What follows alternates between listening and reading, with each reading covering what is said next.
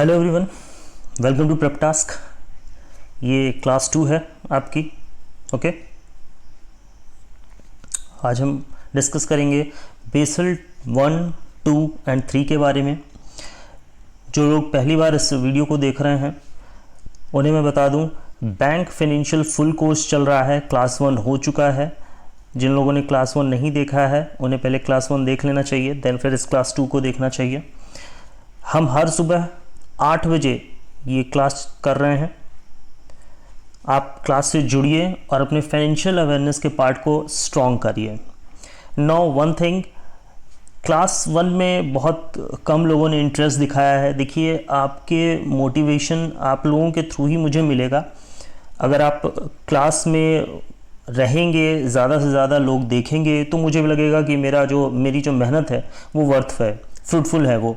लेकिन अगर ऐसा नहीं होगा तो मैं भी डीमोटिवेट होने लगूंगा। तो प्लीज़ आप लोगों से रिक्वेस्ट है कि जिस किसी भी टेलीग्राम चैनल से, व्हाट्सएप ग्रुप से आप जुड़े हैं, वहाँ पर वीडियो को शेयर कीजिए और सब्सक्राइब जरूर कर लीजिए चैनल को, ताकि आपको फर्दर वीडियोज़ और क्लासेस की वीडियोज़ मिलती रहें। बेल आइकन को ज़रूर दबा दीजिएगा ताकि आपको नोटिफिकेशन एग्जैक्ट टाइम पर मिलता रहे। तो चलिए शुरू करते हैं फिर। नमस्कार दोस्तों, मैं हूं सौरभ पांडे। आप मुझे मेरे इंस्टाग्राम पर फॉलो कर सकते हैं सौरभ पांडे ऑफिशियल से, और साथ ही साथ आप मुझे मेरे टेलीग्राम पे भी फॉलो कर सकते हैं सौरभ पांडे ऑफिशियल से। वन मोर थिंग, हमारा ग्रुप है IBPS RRB स्केल 2 का, जहां 3000 से एबव बच्चे हो चुके हैं, जहां पर रेगुलर प्रैक्टिस चलती रहती है। आपकी कोई क्वेरीज हो तो आप इस ग्रुप से जुड़िए और आपकी क्वेरीज सॉल्व हो जाएगी। Now one more thing, prep task channel है, यहाँ पर free of cost study materials available हैं बैंकिंग एग्जाम से रिलेटेड। आप चैनल से जुड़िए और स्टडी मटेरियल्स का लाभ उठाइए। चलिए शुरू करते हैं फिर।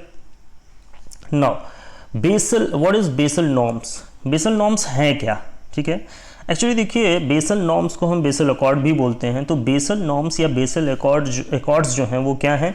रेगुलेशंस हैं। ओके, एक तरह के रेगुलेशंस होते हैं जो बनाए गए हैं basal committee on banking supervision द्वारा, जिसे हम BCBS भी बोलते हैं। ओके, BCBS, कभी कभी आपसे फुल फॉर्म भी पूछ लेगा कि BCBS में बताइए C क्या है। ठीक है, तो आपको BCBS का भी फुल फॉर्म याद रखना चाहिए। नाउ द बेसल नॉर्म्स, जो बेसल नॉर्म्स हैं वो क्या करते हैं? वो कोऑर्डिनेट करते हैं बैंकिंग रेगुलेशन को all over the world. Okay, सभी वर्ल्ड में जितने भी बैंक कह रहे हैं कि सेंट्रल बैंक्स हैं, ओके, इनके बीच ये कोऑर्डिनेशन का काम करते हैं। और कोऑर्डिनेशन के काम से क्या होगा? हमारा जो इंटरनेशनल बैंकिंग सिस्टम है वो बहुत ही स्ट्रेंथ हो जाएगा, मतलब बहुत स्ट्रेंथिंग हो जाएगा वो, यानी कि उसे मजबूती प्रदान करते हैं।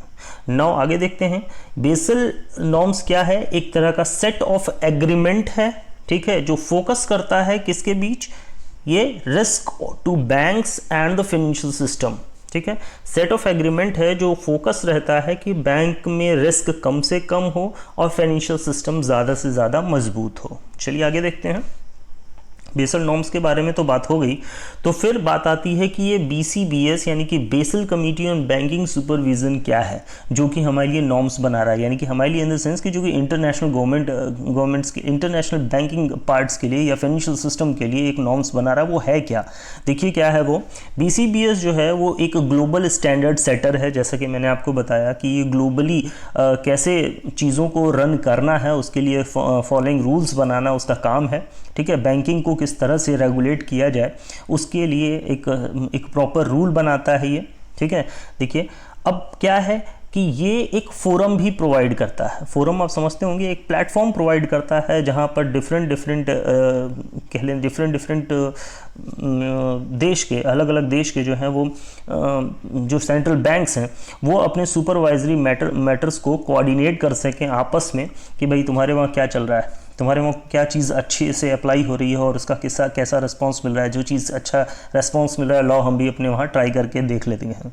तो ऐसे मतलब एक तरह से एक कोऑर्डिनेशन, सुपरवाइजरी मैटर्स का एक कोऑर्डिनेशन बन जाता है अलग अलग सेंट्रल बैंकों के बीच में, और उससे फिर काम ईजी हो जाता है। आगे देखें, अब बात करते हैं कि basal committee on banking supervision जो है वो इस्टेब्लिश होता है 1974 में। किसके साथ? Central bank governors of group 10, यानी कि group of 10 central bank governors, 10 central bank governors जो है वो मिल करके 1974 में ये इस्टेब्लिश करते हैं basal committee on banking supervision को। अभी क्या है, BCBS जो है वो 2019 में अपने आप को एक्सपेंड करता है अपने मेंबर्स को, देन फिर 2014 में दोबारा एक्सपेंड करता है, और नाउ अभी की सिचुएशन ये है कि BCBS में टोटल 45 मेंबर्स हैं। आगे देखते हैं। अब ये करता क्या है, देखिए अभी मैंने आपको बताया क्या करता है, रेगुलर कोऑपरेशन कराता है बैंकिंग सुपरवाइजरी मैटर्स में। ओके, मतलब बैंकिंग सुपरवाइजरी का कोई मैटर है तो आप एक दूसरे के बीच कोऑर्डिनेट कीजिए और अपनी अपनी दुविधा जो है एक दूसरे से कह के दूर कर लीजिए। आगे देखते हैं ये क्या करता है, इसका जो ऑब्जेक्टिव है वो क्या है कि ये इन्हांस करता है की सुपरवाइजरी इश्यूज़ को। भाई हमारे वहाँ ये इश्यूज़ आई, तुम अगर तुम्हारे वहाँ आती है तो तुम क्या करते हो, तो उन्होंने बताया भाई हम अगले बैंक के जो सेंट्रल बैंक है दूसरे देश का, उसने बताया कि भाई हम ऐसे करते हैं तो सॉल्व हो जाता है।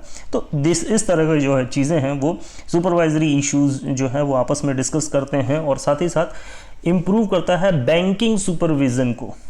ओके, बैंकिंग सुपरविज़न जाहिर सी बात है, फिर वही बात आ गई कि कंसल्ट किया हमने तो मेरा भी अगर हम उसको अप्लाई करेंगे तो जाहिर सी बात है परखा हुआ फार्मूला है, हमने अपने वहाँ उस फार्मूले को यूज़ किया तो जाहिर सी बात है कि बैंकिंग सुपरविज़न हमारा भी इम्प्रूव होगा, लेकिन ये all over the world wide improve होगा।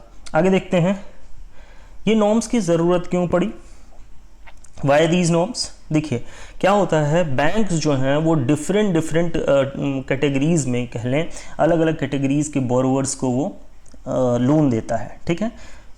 और जब वो लोन देता है तो अलग अलग बोरोवर्स को अगर लोन देगा, अलग अलग कैटेगरीज़ के बोरोवर्स को लोन देगा तो उसका जो लोन का रिस्क होगा वो भी अलग अलग कैटेगरीज़ में होगा, अलग अलग तरह का होगा। नाउ जैसे ये क्या करते हैं, ये जो बैंक होते हैं वो लेंड करते हैं, जो भी डिपॉजिट्स उनके पास आते हैं उन्हीं को वो लेंड कर रहे होते हैं। क्यों? क्योंकि बैंक का क्या काम होता है, नाउ सपोज़ कीजिए ये बैंक है तो बैंक का क्या काम है, इधर से इनको कहीं से डिपॉजिट मिलता है, अलग अलग वे से डिपॉजिट मिलता है, तो फिर ये डिपॉजिट पे अभी क्या चल रहा है 4% इंटरेस्ट देते हैं। नो, यही डिपॉजिट को क्या करते हैं, ये फर्दर लेंड करते हैं, ठीक है। और फिर फर्दर लेंड करते हैं तो सपोज़ कीजिए कि इस अमाउंट को लेंड किया और उन्होंने उस पर क्या किया 7% चार्ज लिया, ओके, 7% इंटरेस्ट पे उसको लेंड कर दिया। नाउ फिर आप देखेंगे तो ये इनका प्रॉफिट होता है, ओके, 3% इनको प्रॉफिट हो गया। इसी को हम आगे चल के बताएंगे, इसी को NIM बोलते हैं। तो ये फर्दर कहने का मतलब क्या है, एक तरफ से डिपॉजिट लिया और दूसरी तरफ लोन दिया, तो सिर्फ लोन ही नहीं देता है बैंक, ठीक है ना। बैंक जो है वो क्या करता है, कुछ तो लोन लेंडिंग के लिए दे देता है और कुछ क्या करता है मार्केट में भी पैसा लगा देता है, ओके। तो बैंक के पास क्या हो गया, दो तरह के रिस्क हो गए, जैसे एक तो लोनिंग के रिस्क, लोन वापस आएगा कि नहीं आएगा, कुछ शरीफ लोग होंगे तो दे देंगे, कुछ विजय माल्या टाइप के लोग होंगे तो नहीं देंगे। तो अब फिर लोन फंस गया, तो ये यहाँ पर क्या होता है, यहाँ पर लोन का एक रिस्क हो जाता है। नाउ मार्केट, अगर मार्केट अच्छा चला तो जाहिर सी बात है पैसा हमारा रिटर्न आएगा, लेकिन मार्केट अगर डूब गया या गिर गया तो यहाँ से ही डूब जाएगा पैसा मेरा, तो नाउ यहाँ मार्केट रिस्क है।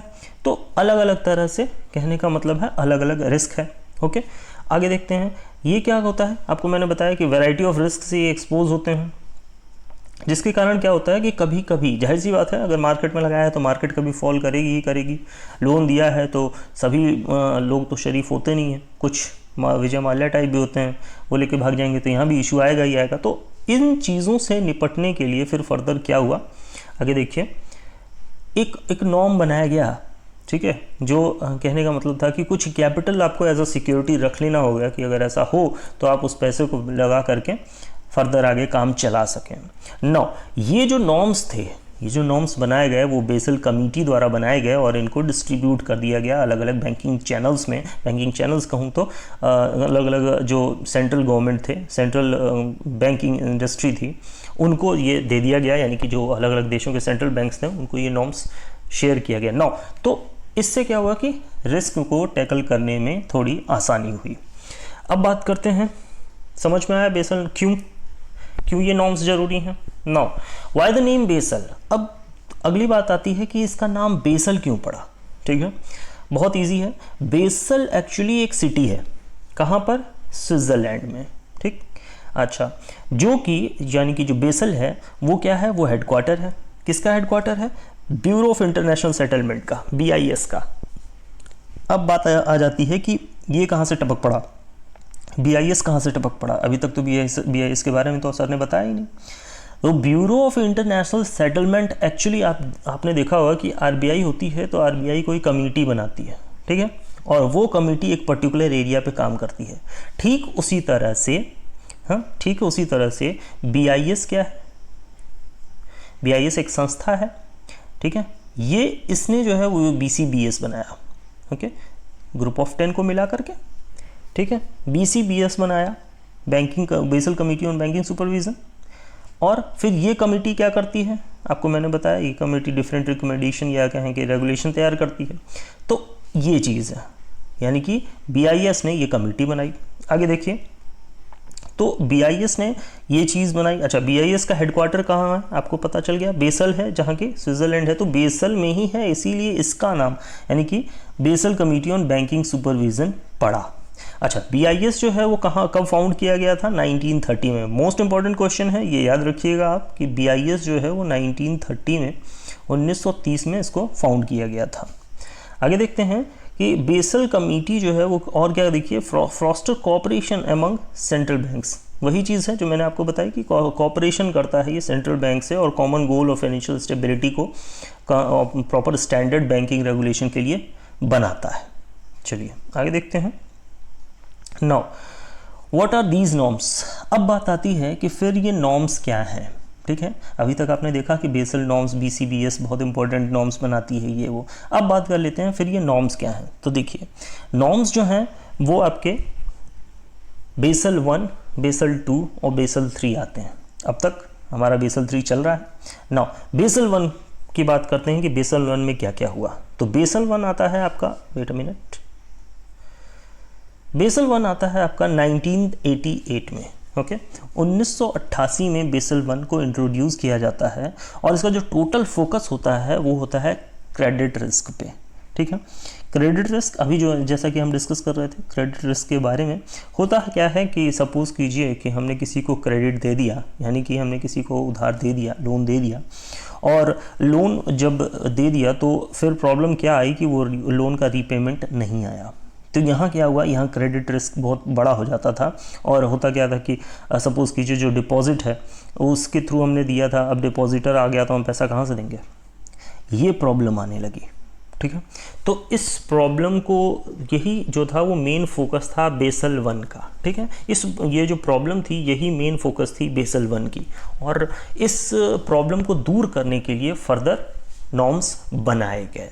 नो, क्या नॉर्म्स बनाए गए? देखिए, कैपिटल, ये आपको मैंने बताया जो बेसल 1 था वो क्या डिफाइन कर रहा था, capital structure and risk waits for banks, ठीक है, कि कैपिटल स्ट्रक्चर, उनका कैपिटल और उनका रिस्क वेट का स्ट्रक्चर कैसा होना चाहिए, उसके बारे में फिर बेसल 1 में डिफाइन किया गया। चलिए देखते हैं वो क्या है।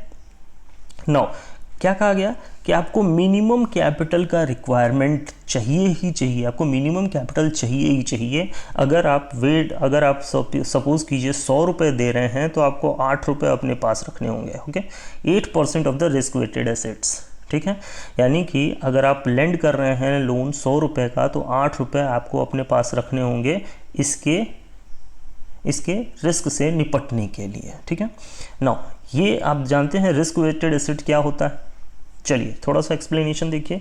Risk weighted asset means with different risk profiles, okay. जैसे सपोज कीजिए कि अगर हम कोई कोलेटरलाइज्ड आपको लोन दें, यानी कि कहने का मतलब ये है कि हमने जो है आपके घर के पेपर्स गिरवी रख लिए, ओके, और उसके बाद हमने आपको लोन दिया, तो ये कोलेटरल लोन है, ठीक है। तो इसका जो रिस्क वेट होगा वो कम होगा। क्यों? क्योंकि अगर ये डिफ़ॉल्ट होता है तो हम लोन, मतलब ज़मीन कागजात हमारे पास पड़े हुए हैं घर के, तो हम यहाँ से इसको सेल करके, कागजात इन द सेंस कि घर को सेल करके हम वहाँ से रिकवरी कर लेंगे, तो यहाँ हमारा रिस्क वेट कम है। पहली चीज़। दूसरी चीज़ की इसकी गारंटी भी है कि घर का जब पेपर मेरे पास है तो मैक्सिमम चांस है कि जो मैंने लोन दिया है वो रिटर्न आएगा। नाउ अब एक तो ये हो गया भाई कि कोलेटरल हमने दिया, कोलेटरल दिया और वहाँ हो गया, लेकिन बिना कोलेटरल के अगर दिया तो वो बंदा भाग भी जाएगा तो हम कुछ नहीं कर पाएंगे, तो वहाँ पर रिस्क वेट ज़्यादा है, ठीक है। तो रिस्क प्रोफाइल के बेस पर, ठीक है, जो लोन दिया जाता है उसी को हम क्या कहते हैं, रिस्क वेटेड एसेट्स बोलते हैं, ठीक है। समझ में आ गया होगा आप, आई थिंक आपको। नाउ आगे देखते हैं। और इंडिया ने बेसल 1 को कब अडॉप्ट किया? 1999 में। 1999 में देखिए एक चीज़ यहाँ देखिए आया कब? 1988 में। और अडॉप्ट कब किया इंडिया ने? 1999 में। ये थोड़ा सा कन्फ्यूज़न हो जाता है, इसलिए इसको क्लैरिटी रखिएगा कि जो बेसल 1 आया, कभी कभी ये रेयर क्वेश्चंस हैं लेकिन इंपॉर्टेंट क्वेश्चंस हैं कि 1988 में बेसल 1 कब आया? तो 1988 में। और इंडिया ने इसको कब अडॉप्ट किया? तो 1999 में। आगे देखते हैं। अब इसके बाद बात आती है बेसल 2 की। बेसल 2 आपका 2004 में आता है, ठीक है। और ये कहें तो ये एक रिफाइंड वर्जन था बेसल 1 एकॉर्ड का। बेसल 1 में थोड़े बहुत एक रिफाइंडली चेंज किए जाते हैं और उसको फाइनली बेसल 2 के फॉर्म में लाया जाता है। नौ इसमें क्या थे? इसमें 3 मेन पिलर थे बेसल 2 के। बेसल 2 के 3 मेन पिलर थे। वो कौन कौन से थे? देखिए, कैपिटल एडिक्वेसी रिक्वायरमेंट, अभी बात हुई थी बेसल 1 में भी ये चीज़ थी, ठीक है। तो कैपिटल एडिक्वेसी रिक्वायरमेंट की अगर बात करें तो इसमें क्या कह रहा है कि बैंकों को, देखिएगा पिलर्स थे 3। तीसरा, पहले पिलर की हम बात कर रहे हैं कैपिटल एडिक्वेसी रिक्वायरमेंट। क्या कहना था, क्या नॉर्म्स थे इसके कि बैंकों को अब रिस्क वेटेड एसेट का, RWAs का, सेम बात है, 8% रखना होगा अपने पास। यानी कि अगर वो 100 रुपये दे रहे हैं तो 8%, यानी कि 8 रुपये अपने पास वो रखेंगे। नाउ आगे देखते हैं। सुपरवाइजरी रिव्यू, यानी कि बैंकों को अब जो है वो एक बढ़िया रिस्क मैनेजमेंट टेक्निक्स को, बेटर रिस्क मैनेजमेंट टेक्निक्स को अपनाना होगा, ठीक है। और उसकी जो मॉनिटरिंग है या मैनेजिंग है वो भी बहुत अच्छी करनी होगी, ठीक है। और सभी तरह के रिस्क जो हैं, ठीक है, ध्यान दीजिएगा, ऑल 3 टाइप्स ऑफ रिस्क, जैसे कि क्रेडिट रिस्क, मार्केट रिस्क और ऑपरेशन रिस्क, इनको बहुत अच्छे से ध्यान में रखना होगा और मैनेज करना होगा, ठीक है। तो सुपरवाइजरी रिव्यू समझ में आ गया होगा आई थिंक आपको। आगे चलें। नाउ अब तीसरी बात आती है मार्केट डिसिप्लिन की। मार्केट डिसिप्लिन कैसे बनेगा भाई? मार्केट डिसिप्लिन ऐसे बनेगा कि बैंक को अपने सभी रिस्क एक्सपोजर्स को सेंट्रल बैंक के साथ शेयर करना होगा, ठीक है। जैसे कैपिटल एडिक्वेसी रेशियो को भी सेंट्रल बैंक के साथ शेयर करना होगा। मतलब कहें कि अपनी जो मेजर प्रॉब्लम्स हैं उनको, और एग्जैक्ट जो मेजर प्रॉब्लम है, आपने देखा होगा कि कई बैंक, जैसे पीएमसी बैंक का क्या इशू हुआ था, आपको पता होगा। पीएमसी बैंक में क्या हुआ था? पीएमसी बैंक ने अपना जो एनपीए था वो प्रॉपरली वो नहीं बता रहा था, ठीक है, वो कम बता रहा था। मतलब अगर सपोज कीजिए कि 15% उनका वो था एनपीए था, तो वो जो है उससे सिर्फ 9% बताते थे। तो ये क्या था? ये मार्केट डिसिप्लिन नहीं था। तो ये मार्केट डिसिप्लिन बैंकों को मेंटेन करना होगा और अपना जो रिस्क एक्सपोजर है और कैपिटल एडिक्वेसी रेशियो है, ये सारी चीज़ें बैंकों को सही अपने सेंट्रल बैंक को बतानी होगी। चलिए आगे देखते हैं फिर। तो ये बेसल 2 एकॉर्ड के ये नॉर्म्स थे। 3 पिलर्स याद रखिएगा, बहुत इंपॉर्टेंट है। आपसे पूछा जाएगा कि बैंक के बेसल 2 के जो 3 पिलर्स थे उसमें से दूसरा कौन सा था? बेसल 2 के जो 3 पिलर्स है उसमें से तीसरा कौन सा था या पहला कौन सा था? तो इसलिए ये इंपॉर्टेंट हो जाता है। आगे देखते हैं। अब बात आती है बेसल 3 एकॉर्ड की। बेसल 3 एकॉर्ड जो था वो 2010 में आता है, इन 2010, और बेसल 3 की गाइडलाइंस BCBS द्वारा रिलीज़ की जाती हैं। आगे देखते हैं। These guidelines were introduced in response of financial crisis 2008। ये जो गाइडलाइंस थी, हुआ क्या कि 2008 में आप सबको पता है बहुत बड़ा रिसेशन आया। इस रिसेशन से निपटने के लिए बेसल 3 को, या कहें कि बेसल 2 नॉर्म्स में काफ़ी बदलाव किए गए और काफ़ी सोच रखी गई, और फाइनली कुछ खास चीज़ों पर गौर किया गया और उसके बाद फिर से इसको बेसल 3 के फॉर्म में कुछ थोड़ा बहुत ऐड करके इसे लाया गया। नाउ देखते हैं क्या आया। देखिए, बेसल 3 के फिर 3 पिलर्स देखते हैं। The 3 pillars of Basel 3। Minimum capital standards, वहाँ देखिएगा कैपिटल एडिक्वेसी रेशियो था, यहाँ देखिए क्या था, यहाँ कैपिटल एडिक्वेसी रेशियो था। इसको चेंज करके क्या किया गया? Minimum capital standards, supervisory review और मार्केट डिसिप्लिन। यानी कि आपको समझ में आया कि चेंज क्या हुआ? Supervisory review as it is रहा और market discipline as it is रहा। कैपिटल एडिक्वेसी रेशियो को चेंज कर दिया गया, ठीक है।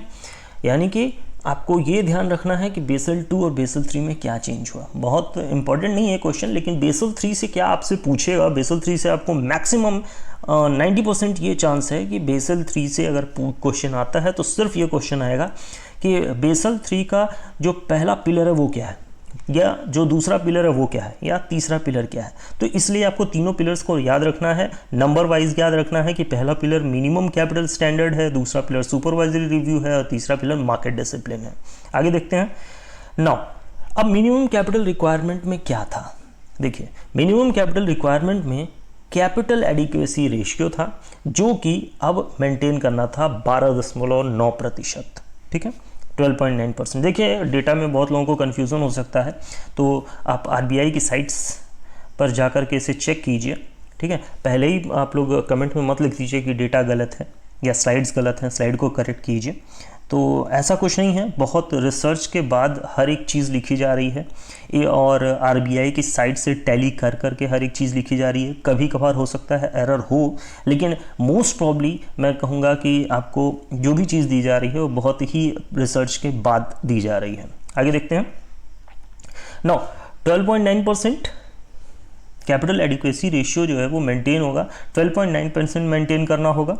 ठीक है, और जो मिनिमम होगा tier 1 capital ratio and minimum tier 2 capital ratio have to be maintain इतना और इतना। देखिए क्या है कि अब देखिए कैपिटल एडिक्वेसी रेशियो जो है वो मेंटेन किया जाएगा 12.9%। इसमें जो टीयर 1 कैपिटल होगा वो 10.5% मेंटेन किया जाएगा, और जो टीयर 2 कैपिटल होगा वो 2% मेंटेन किया जाएगा। किसके 1% और या 2% या ये 12.9% किसका, रिस्क वेटेड एसेट्स का।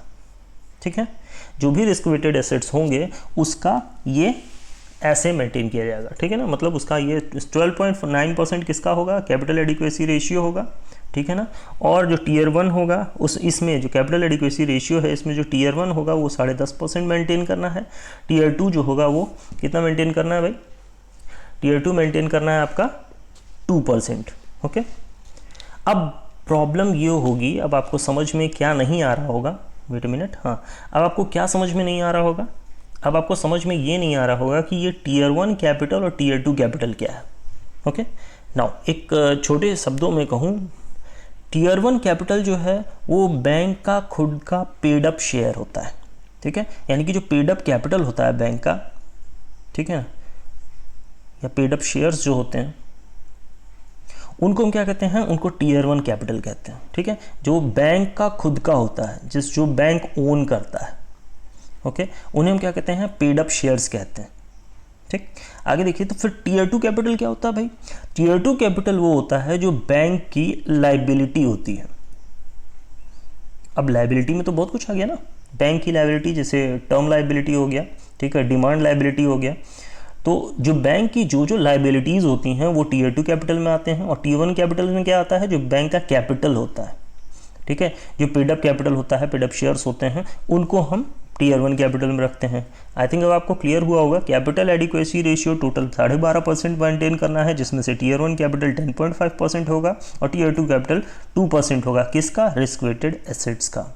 आगे देखते हैं, bank have to maintain capital conservation buffer.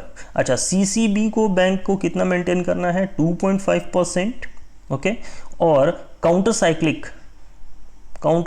Cyclic buffer भी कितना मेंटेन करना है, 0 से लेकर के 2.5%। ठीक, अच्छा ये कन्फ्यूज़न आप लोगों को हो रहा होगा कि ये सीसीबी क्या है और काउंटर साइक्लिक कंजर्वेशन बफर क्या है। इसको हम क्लियर करेंगे, लेकिन इस स्लाइड में नहीं, अगला जो क्लास होगा उसमें मैं आपको capital conservation buffer, counter cyclic buffer, आगे अभी और छोटे छोटे टर्म्स आएंगे, कैपिटल एडिक्वेसी रेशियो को एग्जैक्टली एक्सप्लेन करेंगे। ये सब क्या है, ये सारे टर्म्स आपको इस वीडियो में मैं अगर बताने लगा तो बहुत लंबा हो जाएगा ये वीडियो, तो इसके लिए एक सेपरेट कल का लेक्चर होगा, उसमें हम उस चीज़ को समझेंगे। नाउ अब बात करते हैं, जैसे देखिए यहाँ पे भी एक प्रॉब्लम आ गई, तो मैं कह रहा हूँ कि आपको जो भी डेटाज मैं अभी बता रहा हूँ आपको वो डेटा ध्यान में रखना है। कॉन्सेप्ट हम हर एक चीज़ का, LCR, NSFR और लेवरेज, इन सारी चीज़ों का कॉन्सेप्ट जो है वो हम कल समझेंगे। देखते हैं यहाँ, तो लेवरेज क्या है, the leverage rate has to be at least 3%। ठीक है, अब लेवरेज रेट आपको 3% रखना है। ये किसका है, ये बेसल 3 अकॉर्ड के बारे में चल रहा है। ओके, लेवरेज रेट आपको 3% रखना है। ओके। द लेवरेज रेट होता क्या है, देखिए यहाँ पे दे दिया है, is the ratio of tier 1 capital okay to average total consolidated assets, इन दोनों का रेशियो होता है। आप चिंता मत कीजिए, नेक्स्ट क्लास में आपको हर एक चीज़ का कॉन्सेप्ट क्लियर होगा। आगे देखते हैं, फिर फंडिंग एंड लिक्विडिटी की बात आ जाती है, ठीक है। अब इसको बेसल 3 अकॉर्ड में क्या होगा, तो बेसल 3 ने इसको क्रिएट किया 2 लिक्विडिटी रेशियोज़ को, ठीक है। क्या क्या, एक हो गया आपका LCR और दूसरा हो गया NSFR। देखते हैं क्या है ये। नाउ LCR क्या है, देखिए लिक्विडिटी कवरेज रेशियो बोलते हैं इसको। क्या कहता है बैंक कहता है कि आपको हाई क्वालिटी लिक्विड एसेट्स को रखना चाहिए, ठीक है।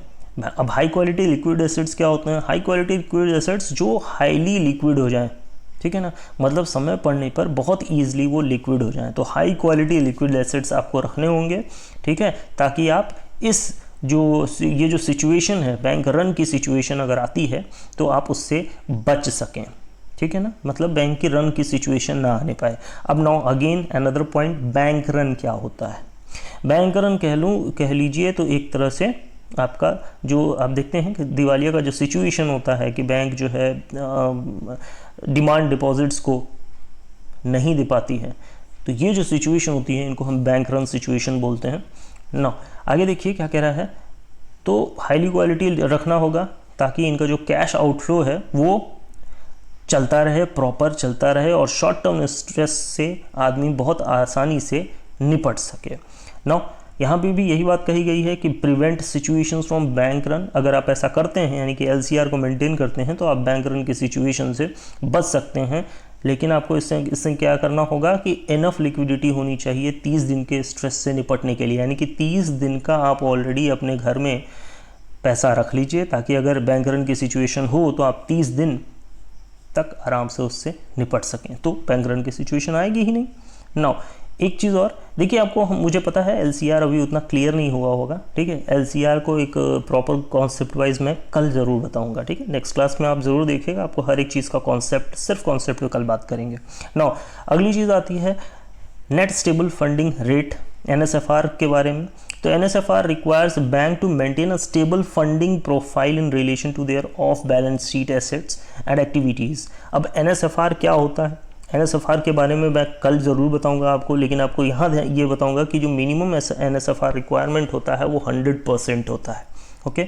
नाउ देयरफॉर LCR का मतलब LCR क्या मेज़र करता है, शॉर्ट टर्म रेजिलियंस, मतलब छोटे समय में अगर छोटे समय का झटका लगे तो आप अगर LCR मेंटेन कर रहे हैं तो आप बच सकते हैं, यानी कि 30 दिन।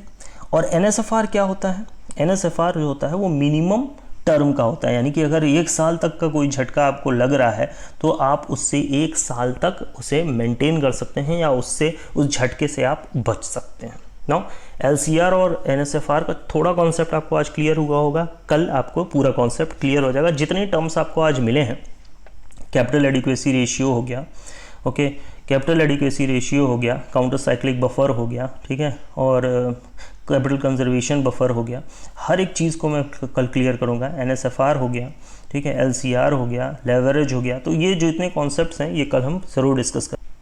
चलिए, आई होप आपको लेक्चर अच्छा लगा होगा। प्लीज़ लाइक कीजिए, शेयर कीजिए और सब्सक्राइब कीजिए चैनल को, ताकि आपको फर्दर जो कोर्स है वो अवेलेबल होता रहे। आगे हम डिस्कस करेंगे नेक्स्ट लेक्चर में, और जितने भी कॉन्सेप्ट हैं वो आपको नेक्स्ट लेक्चर में मिल जाएगी। चलिए फिर मिलते हैं नेक्स्ट वीडियो में, तब तक के लिए गुड बाय।